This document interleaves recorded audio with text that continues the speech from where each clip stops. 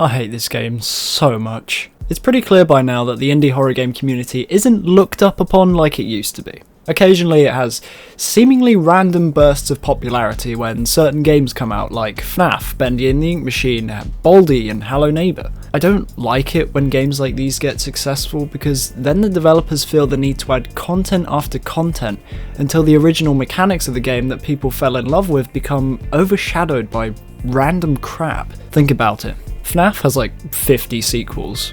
Bendy and the Ink Machine got more boring as the chapters were added.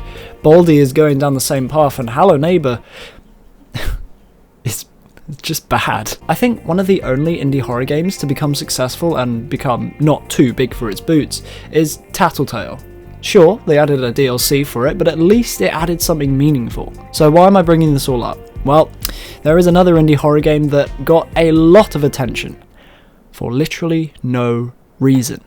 This is Granny, one of the most generic horror games I have ever played.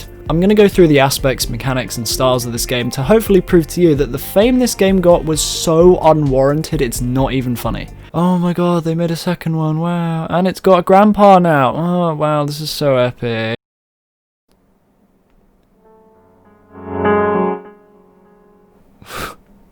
What?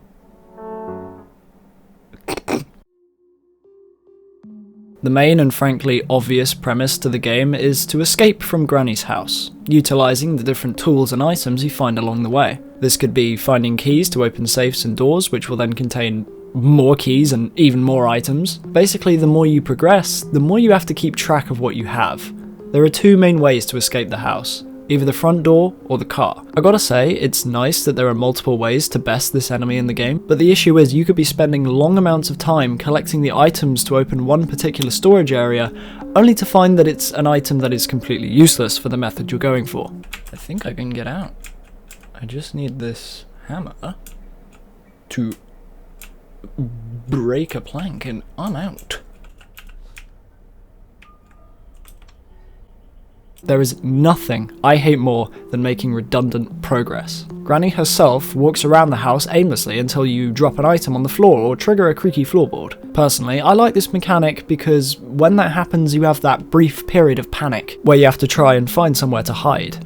You can hide in the lockers, under beds, in these wooden boxes, or in the many crawl spaces. Bar that last one, you have a small chance of being caught if you weren't quick enough hiding, which is the most frustrating thing in the whole world. I found that these methods were almost redundant, so instead I just stayed and stored my items in the crawl spaces where Granny can't reach you. Problem is, even though she's aware you're in there, she seems to instantly lose interest. Oh. Okay. Just looking around. Looking around there, yeah.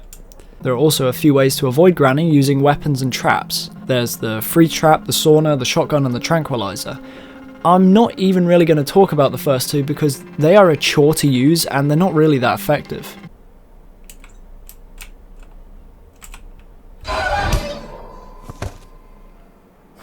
What is the point?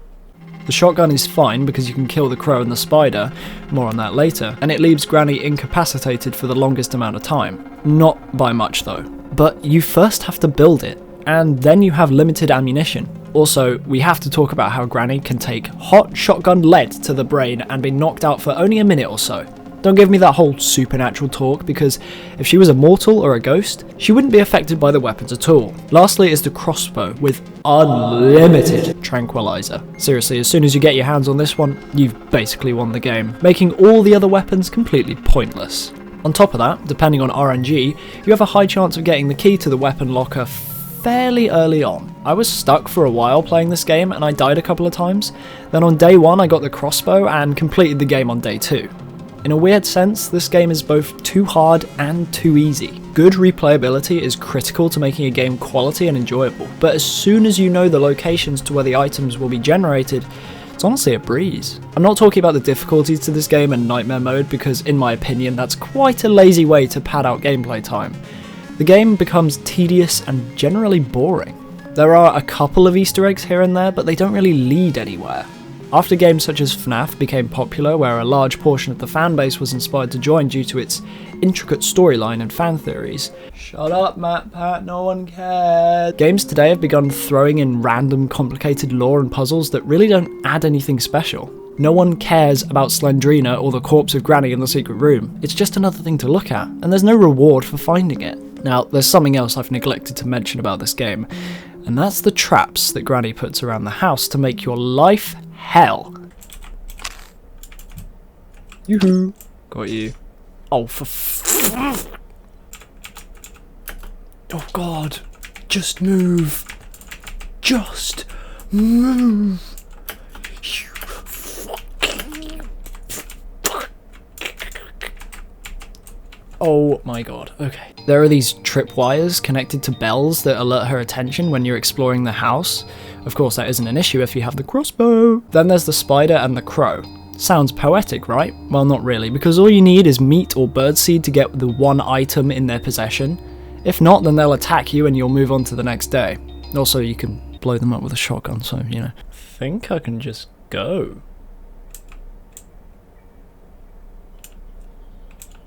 Oh, my bad. Granny drops bear traps wherever she goes, which stops you dead in your tracks until you set yourself free. The bear traps are the absolute worst part of the game, by far. Because the game is so dark, you could be well on your way to escaping the house until... Just kill me. I just can't do it anymore. Just kill me. Ow.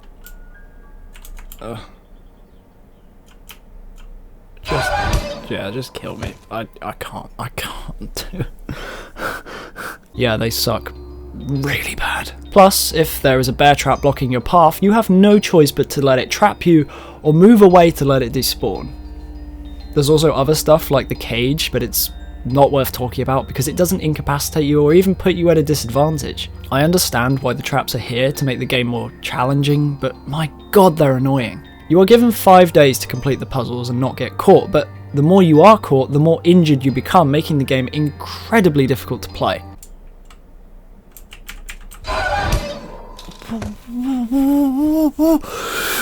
I'll give them credit here, it's an interesting mechanic that at least makes logical sense, but that blood overlay looks terrible. The limp is also dizzying and disorientating, making the boring tasks in the game just more painful to complete. I think gradual loss of hearing would be more pertinent to the game, but I don't have a whole lot of suggestions to make this mechanic more effective, so, you know, we work with what we have. Okay. Now there's another glaring issue about this game that I just have to talk about in its own little segment. This game looks like shit. Often I click on and download a game for the initial style and themes that catch my eye, such as Bendy and the Ink Machine, Anatomy, Consternation, and many more. But the styles and design choices of Granny are the most bland and generic things I've seen in a long time. Texturing and modelling looks rushed as hell, and the whole creepy haunted house vibe is something that's been done so many times before, it's not even clever anymore. Plus the whole scary possessed Granny thing. Where have I seen that before? Sure, my game is utter garbage, but at least it has memorable design choices such as the colours used, if I do say so myself. I honestly have no idea why this game is as popular as it is. Maybe it's the mechanics used, maybe it's Granny herself, or maybe we can all point the finger and blame Markiplier.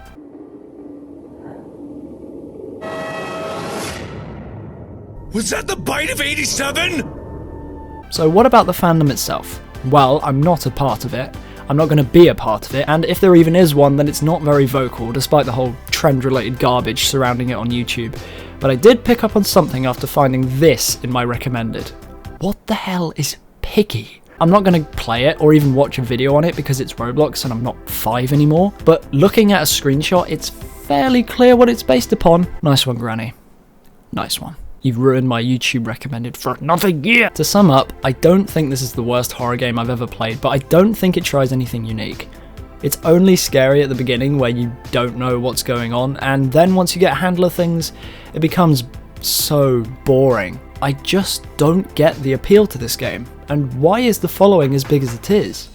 Maybe it's because it has a mobile version, but as we all know, mobile horror games are basically the worst things on the planet. The sequel isn't anything interesting either, reusing all the same tropes with an extra threat and a new location. There's nothing about the mechanics or visuals that stands out to me, and there's nothing about this game that makes me want to go in and play it again. I've already done and seen everything in this game, and I've only played 3 hours on Steam.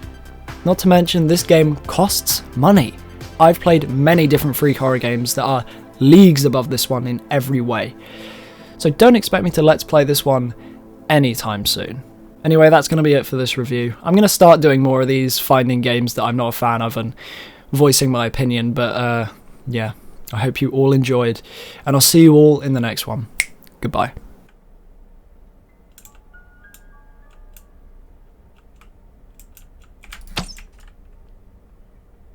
What?